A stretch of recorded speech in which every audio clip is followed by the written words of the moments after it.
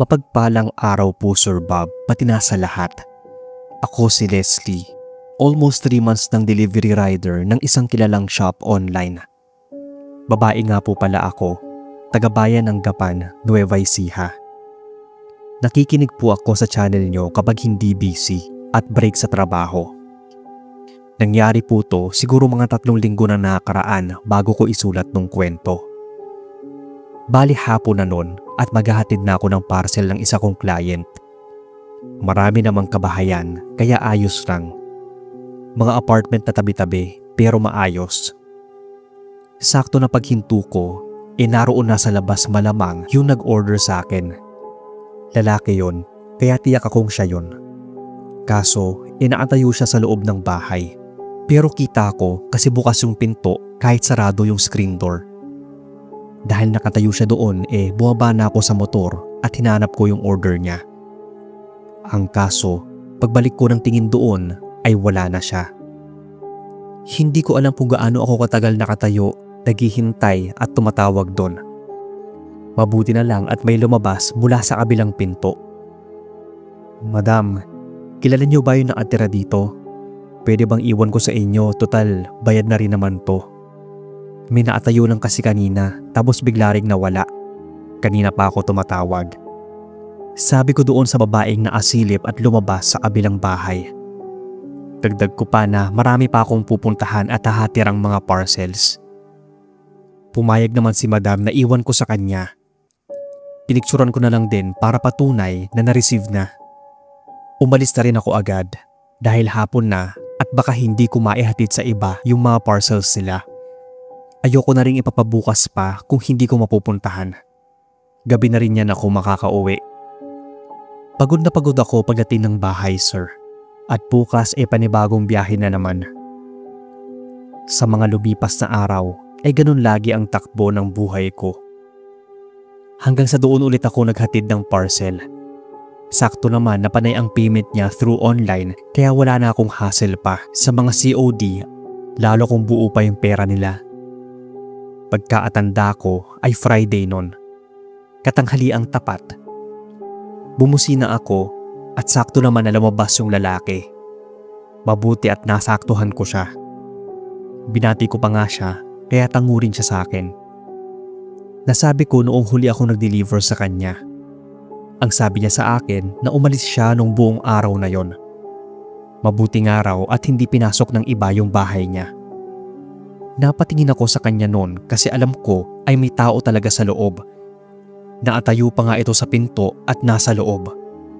May screen nga kasi yung pinto, kaya makikita mo rin yung tao sa mismong loob ng bahay kung may naatayo doon o wala. Sabi pa nito, mabuti raw at iniwan ko sa kapitbahay niya. Hindi na ako nagsalita noon. Basta inabot ko na lang yung package at ngumiti rin. Babae daw pala ako at napangiti siya. Natawa naman ako sa reaksyon niya. Umalis ako dala ng pagtataka, Sir Bob. May ibang tao sa bahay niya noong mga oras na wala siya. Tapos sasabihin niyang buti raw at hindi pinasok ng ibang tao. Nalilito pa nga ako kasi kitang kita ko talaga. Tanda kong nakasando ng itim at siya ngayon kasi kahulma ng katawan niya. Kung ganon, baka naman may iba siyang kasama. Napailing na lang ako at nag-focus sa daan. Baka naman last delivery ko na yon sa kanya. Nasabi ko kay nanay yung nangyari sa akin dun sa isa kong dinala ng package. Ang sabi rin niya, baka may kasama talaga siya sa bahay. Basta, ewan ko ba, buong magdamag kong inisip kahit hindi naman dapat. Ilang araw na rin, pero wala namang order yung lalaki na yon. Kaya baka ako, wala dyan, busy o walang bibilin.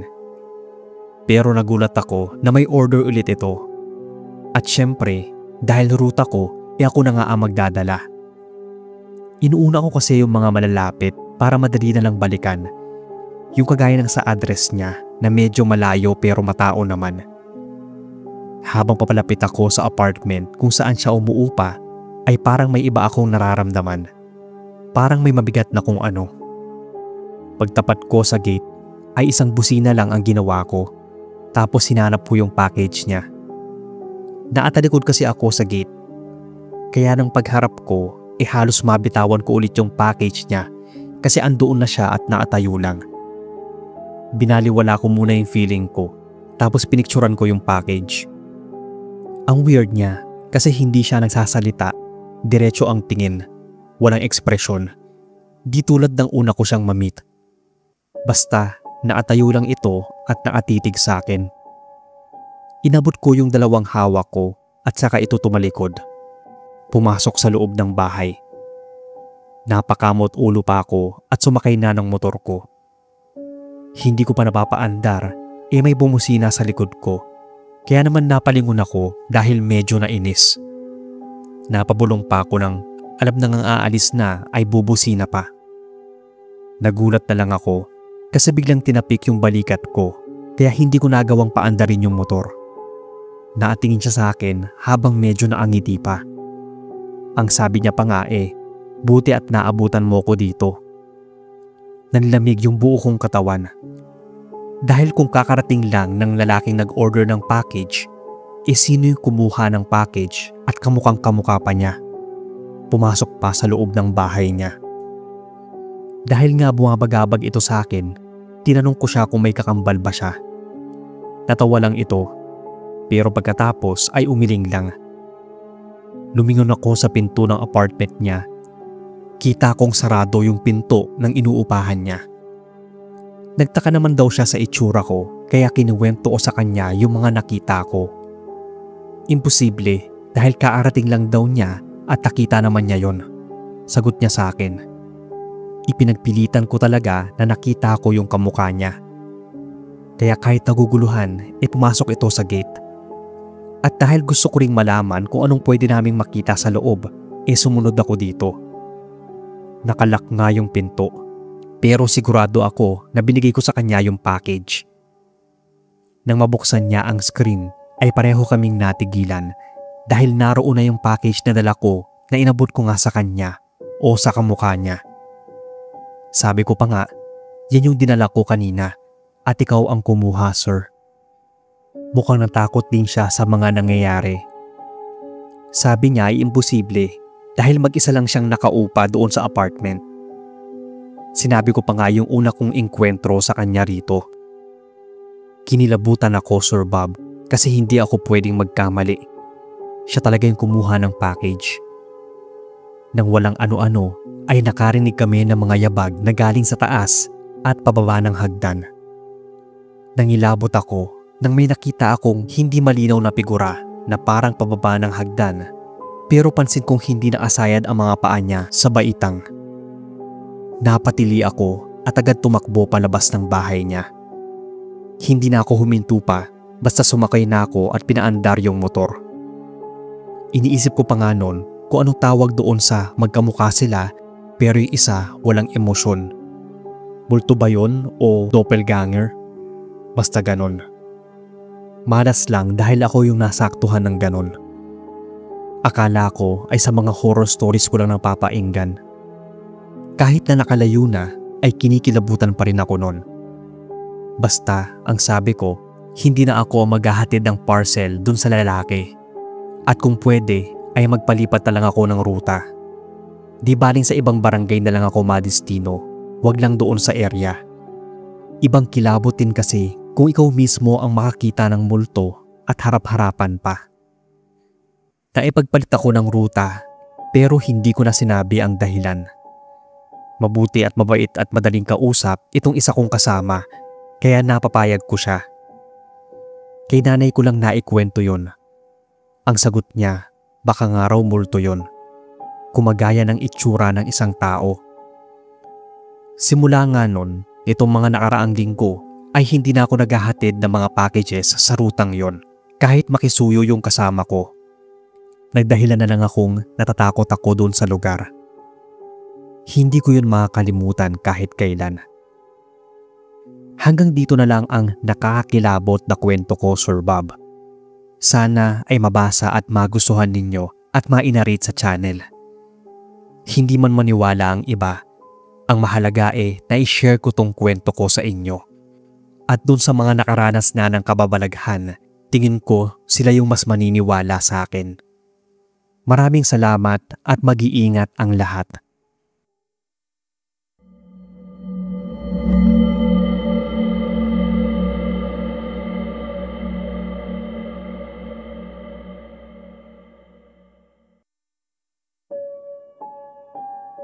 Magandang gabi po sa lahat. Ako si Melvin, 26, Tubong Bicol. Naranasan niyo na ba na magtanong sa isang patay? Naranasan ko kasi yan, Sir Bob. At ito yung kwentong gusto ko sanang ibahagi sa inyo. Hindi ko maiisip na makakaranas ako ng ganitong klaseng kababalaghan. Yung gusto ko lang naman maihatid yung package na i-deliver mo, pero multo na pala ang kausap mo. Nagsimula ko pasukin ang hanap buhay bilang delivery rider nung 20 anyos pa lang ako. Bukod sa maaga akong naulila sa tatay, malayo rin yung probinsya namin. Kami lang ni nanay ang magkatuwang sa buhay, kaya sinisipagan ko talaga sa pagtatrabaho para marami akong kitain, lalo't mahirap ang buhay. Tubong Bicol ako dahil taga roon si nanay. Dito na rin ako pinanganak, kaya maraming pamahiin akong nadidinig simula bata pa. Isang umaga nun, may isang package na hindi ko alam kung anong laman. Bali maaga akong nagpaalam kay nanay dahil kung saan-saan ako na-assign at walang permanenteng lugar na paghahatiran ng mga package. Hanggang sa maarating ako sa isang lugar na mapuno, matao, at maya-maya ay iilan na lang ang mga kabahayan. Binigtas ko yung kahabaan ng rough road na daan at lubak-lubak. Mabuti na lang at hindi umulan dahil mas lalo akong may hirapan kung nagkataon. Bukod sa lubak, pakrubada pa yung daan, kaya dapat ay dahan-dahan lang sa pagmamaneho. Gaya ko na maraming angkas na package, kaya kahit matagalan sa biyahe ay okay lang, basta wag madisgrasya. Nang makalampas na ako sa kurbang daan, panay bukid naman ang nadaanan ko, kaya pwede na akong magtaas ng speed. Mukhang malayo pa. Kaysa tawagan ko yung pakay ko, ay nagpa siya akong magtanong na lang para mas mapadali, at mukhang kilala naman lahat ng mga tao ang naatira dito. Sakto nga, Sir Bob. May batang lalaki na tensya ko ay nasa edad 8, kaya huminto ako sa tapat niya. Nakaupo siya sa alsada at naglalaro. Siya lang ang naroon mag-isa. Baka nasa likod lang yung bahay niya. Tumingin ito sa akin. Tumayo yung batang lalaki, kaya siya na yung pinagtanungan ko. Hindi naman ito nagdalawang isip at tinuro yung hinahanap kong bahay. Pagkatapos nun ay tumakbo na siya at hinayaan ko na. Baka kasi maghahanap ng kalaro, kaya sumakay na ako ulit sa motor ko. Medyo may kalayuan pa yung bahay na hinahanap ko. Pansin ko lang din, sir, na may damara doon, kaya nahiya ako kasi may lamay pa yata. Mga bandang 3:00 na rin ng hapon yon, kaya nag-alangan pa akong tumuloy. Dahil andoon na rin naman ako, kaya dumiretso na ako. Hindi ko muna pinagtuunan ng pansin yon dahil mas importante na maibigay ko yung pakay kong package. Naupo muna ako sa isang bakanting upuan at tinalok din nila akong kumain. Dahil nauhaw ako sa daan, tubig na lang yung hiningi ko.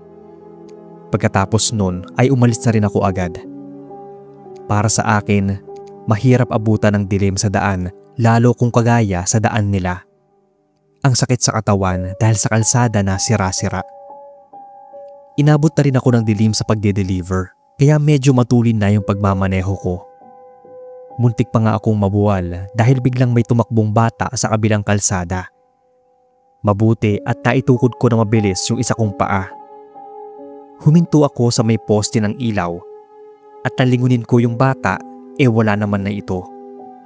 Buwaba pa ako ng motor at naglakad-lakad papalapit sa kabilang kalsada. Pero wala talaga. Naisip ko kung ba't may naglalaro pang bata ng ganong oras. Kumurkot pa nga akong sumakay sa motor at pinaandar agad. Hindi ako nagpanik at baka kung saan ako dalhin ng nervyos ko. Nagdasal na lang ako kaya medyo gumaan yung pakiramdam. Bawat madaanan kong walang bahay ay todo busina ako. Nakikiraan ako pag ganon. Nakahinga lang ako ng maluwag nang makalabas na ako sa street na yon. Ipinagdasal ko pa na sana ay wala nang mag-o-order ng taga roon. At kung meron man, uuunahin ko na bago pa yung iba. Ayoko mang bumalik doon, pero parang tadhana talaga, sir. Kasi meron ulit package sa magkaparehong address. Yun na agad muna ang una kong pinuntahan para makabalik ako agad at makabawi ng iba pang deliveries. Dating gawi, bako-bako at pakurba yung walang katapusang daan. Medyo mabilis akong naarating dahil alam ko na yung pupuntahan. Nakita ko nga ulit yung batang lalaki na naglalaro ulit sa gilid ng kalsada. Naroon na naman ulit yung damara, tanda na may lamay pa rin. Noong mga oras na yon ay napansin at napatingin ako doon sa tarpaulin at larawan ng naapaskil sa bakod. Nagulat ako. Nagbigay na ako ng package noon at inabot yung bayad na buong pera. Nagbibilang na ako ng isusukli ko noon. Biglang nagsalita yung babae na inabutan ko ng package kung kilala ko ba yung anak niya. Siguro ay napansin niya na panaytitig ako sa picture ng bata. Napatingin naman ako sa kanya at nagtanong ng may pagtataka kung kailan pa siya namatay. Dahil nagtanong pa nga ako dito sa batang to.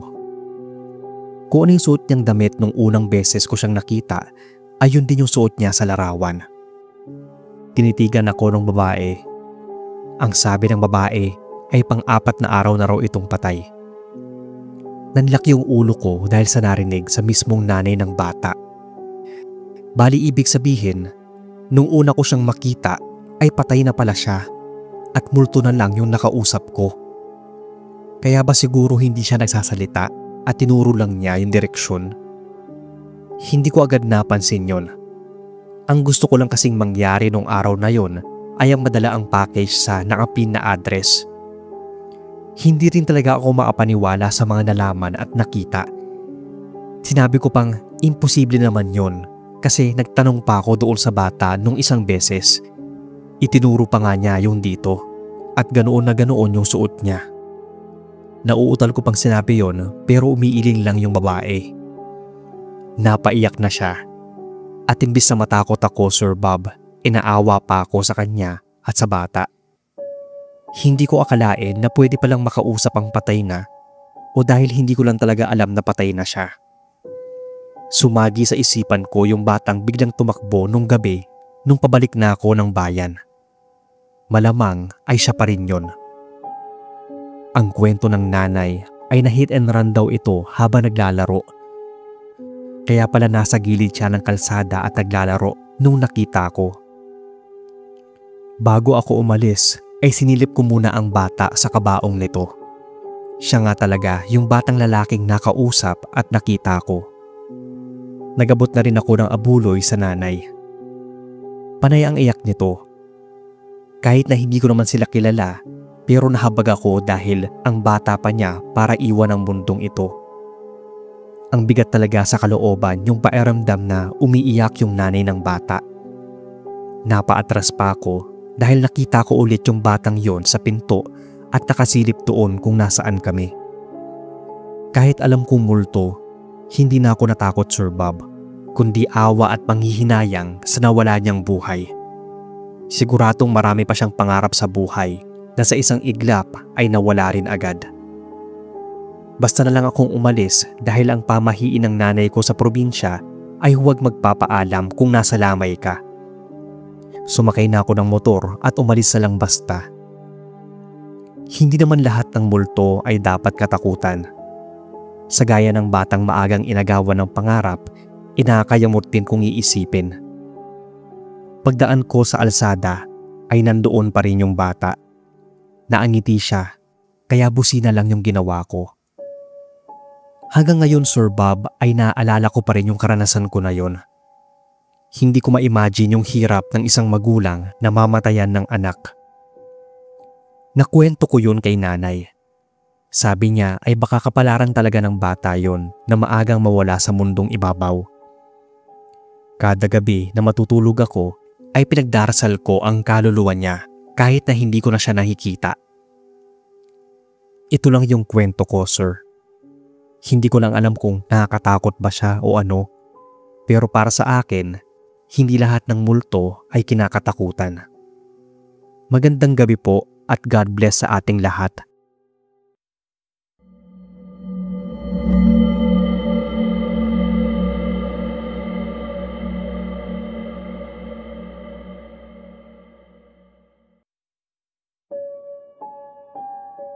Magandang araw sa inyo, Sir Bob, at sa lahat ng mga nakikinig sa inyong channel. Isa na ako doon dahil madalas ako naatutok sa pakikinig dito. Libangan ko na talaga yung mga nakakakilabot na kwento. May isa akong karanasan na hinding-hindi ko makakalimutan nung minsang mag-deliver ako ng parcel sa isang lugar. Ako pala si Nomer, 26 years old, taga Imus, Cavite. Bale hapon na yon. Huling deliver ko na sana, kaya sabi ko pa sa sarili na maaga ako makakauwi. Siguro bandang alas 4 yon ng hapon. Dahil sa hindi ko mahanap yung exact address niya, ay tinawagan ko na lang. Nag-ring naman yung phone, sir. Ang kaso lang ay ang tagal niyang sagutin. Inulit ko tapos yun na, may sumagot. Kaso lang ang ingay, ang sakit sa tenga. Nilayo ko pa nga yung cellphone ko kasi ang ingay niya yung parang katulad sa mga napapanood mo sa mga horror stories sa Japan. Nakakarindi talaga. Kaya ang ginawa ko, nag-message na lang ako na i-text yung exact address pati yung landmark. Nag-reply naman at ganun ang ginawa niya. Pinuntahan ko. Ipinagtanong ko pa nga sa mga nadadaanan ko. Yung iba hindi raw alam, habang karamihan ang sabi ay wala namang ganung address sa lugar nila. Napatawa na lang ako kasi inabot na ako ng dilim kakahanap doon. Pero wala. Kaya nagpa siya akong bukas na lang, total gabi na, at hindi ko rin maintindihan kung bakit hindi nila alam yung address, gayong mga taga-roon lang naman din sila. Tinawagan ko ulit yung number pero cannot be reached na siya. Kaya kinancel ko na lang yung parcel. Kinabukasan ay yun ulit yung address. Kaya no choice ako. I-deliver ko na talaga. Bago ko dinala sa address na naka-encode sa GPS ng cellphone ko, inuna ko muna yung mga malalapit lang sa area. Sabi ko pa nga sa sarili, sana hindi na maulit yung kahapon. Dito kasi ako sa area ng Cavite at halos lahat ng dinadalhan ko ng parcel ay kilala ko na. May mangilan-ngilan na bago lang pero kilala rin ng mga suki ko kaya hindi ako ganun kahirap. So natapos na nga yung huli kong dadalhan, kaya siya na ulit yung babalikan ko. Nang tawagan ko ito ay sumagot naman siya, kaya naisip ko na hindi na ako mahihirapan ngayon. Siguro dahil baka naghintay rin siya kahapon, kaya mabilis itong sumagot ng tawag. Bale nagpa-guide na ako ng daan papunta sa bahay niya. Ayos naman kasi malambing yung boses niya. Hindi na ako nagtanong sa nadaanan ko kasi alam ko na yung ruta. Malayo pa lang, itanaw ko na yung bahay na sinasabi niya. Ang laki noon, Sir Bob. May mataas na gate, tapos sa loob, parang may mga puno pa. Paghinto ko, ay bumusina agad ako. Mga 1 minuto makalipas ay may lumabas sa gate na babae. Mahaba yung buhok niya at maputla ang balat. Naisip ko na siguro hindi siya palalabas ng bahay dahil sa taas ng gate nila at ng pader. Pero kung ako ang tatanungin, parang hindi naman na nito kailangan mag-order sa atulad ko kasi malaki talaga yung bahay niya. Hindi mo iisipin na umu-order din pala sila sa maliit na katulad ng sa trabaho ko. So ayun na nga, inabutan niya yung pera. Nagtaka lang ako kasi luma na yung pera. Parang tinago pa nga sa baul o alkansya.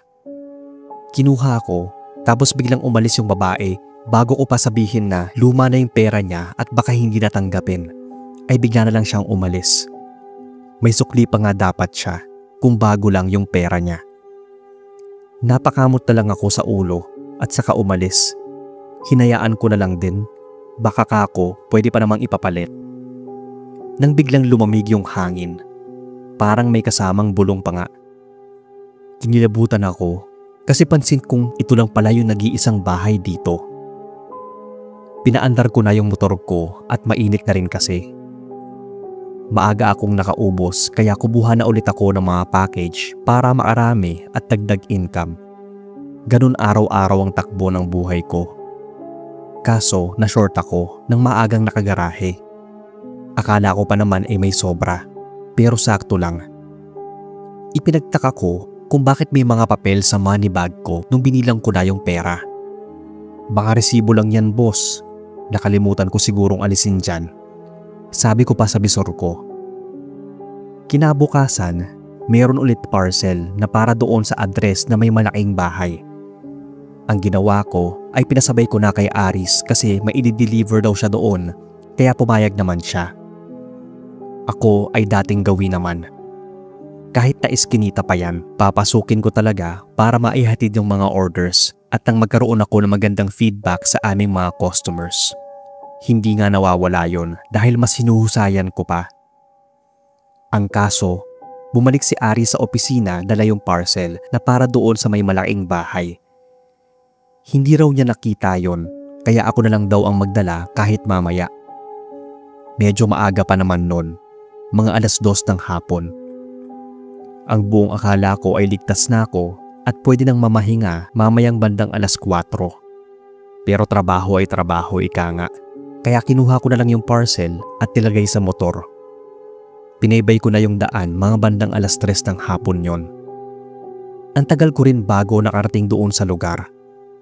Pagdating ko ay nasa labas na yung babae. Yun na rin yung suot niyang damit, itim. At yung buhok niya parang basang-basa. Basta inabot niya yung lumang pera na naman at agad umalis. Kahit tawagan o katukin ko nga ay hindi na ito sumasagot. Nakakapagtaka kung bakit puro lumang pera ang binabayad niya. Huminto ako sa may tindahan para sana bumili ng inumin. Bala ko sanang gamitin yung lumang pera na binigay ko dun sa tinderang may edad na. Ang sabi ng matanda, ano daw ba yung binayad ko? Papel lang daw yon. Nagtaka pa ako kasi pera yung inilabas ko at hindi papel. Ibinalik sa akin ng matanda yung pera na inabot ko. At totoo nga, papel lang yon at hindi lumang pera. Nagtaka at naguluhan ako. Tinanong ako ng matanda kung scammer ba ako. Ang sagot ko sa kanya, yung lumang perang ibinigay ko ay yun yung binayad ng babae dun sa may malaking bahay na may mataas na gate at bakod. Kumunot yung noo ng matanda na parang saglit nag-iisip. Wala naman daw bagong bahay doon, kundi luma na at abandonadong bahay na malaki. Ibig sabihin ay wala nang tao doon. Sinabi ko, pangalawang beses ko nang nagdi-deliver doon. Sinabi ko mismo kung aling bahay. At hindi ako makapaniwala dahil wala nga raw ganong bahay. Ang alam lang niya ay yung lumang malaking bahay. Kaya naman nagdesisyon akong bumalik. Pahapon na noon, pero bumalik pa rin ako para maasigurado. Imposible na walang bahay na ganon, kaagaling ko nga lang. Malapit na ako doon sa lugar. Pero nagtaka ako, Sir Bob, kasi yung kanina lang na malaki at magandang bahay ay wala na. Isang lumang bahay na lang ang naroon, sira ang gate at patay ang mga puno. Naisip ko kung papaano nangyari yon. Imahinasyon ko lang ba ang lahat? Doon ko lang napansin na ito lang pala yung bahay dito at mukhang dulo pa nga. Ibang-iba na ito kaysa kanina. Matinding kilabot ang naramdaman ko. Hindi ko alam kung pinaglalaroan ba ako ng engkanto, ng isip ko. Ibig pang sabihin, hindi buhay na tao, kundi multo na lang yung nakasalamuha ko. Kaya pala papel ang sabi ng matanda dun sa pera na inabot ko sa kanya kanina. Ang hindi ko lubos maisip ay kung paano siya nakaka-order ng mga parcels at nakapag-usap pa nga kami. May ganun ba talaga? Naalala ko rin pala kung bakit may papel sa mga pera nung tanungin ako ng bisor ko. Bumalik na ako sa opisina namin at kinuwento ko nga yon kahit na imposibleng maniwala yung iba. Buhat ng mangyari sa akin yon, nirequest ko na lahat ng dinideliver ko doon ay iiwasan ko na o kaya hindi ko na kinukuha. Baka kasi sa susunod ay hindi na pera ang iabot nito. Mabuti nang nag-iingat. Kayo sir at sa mga nakikinig, naniniwala rin ba kayo na pwede kayong paglaruan sa isang lugar o di kaya ng mga kaluluwa? Hanggang dito na lang po ang kwento ko. Sana ay marami pa kayong kwentong ibahagi at maisama nga itong sinend ko sa inyo sa channel nang mapakinggan ko naman. More power sa inyo and God bless.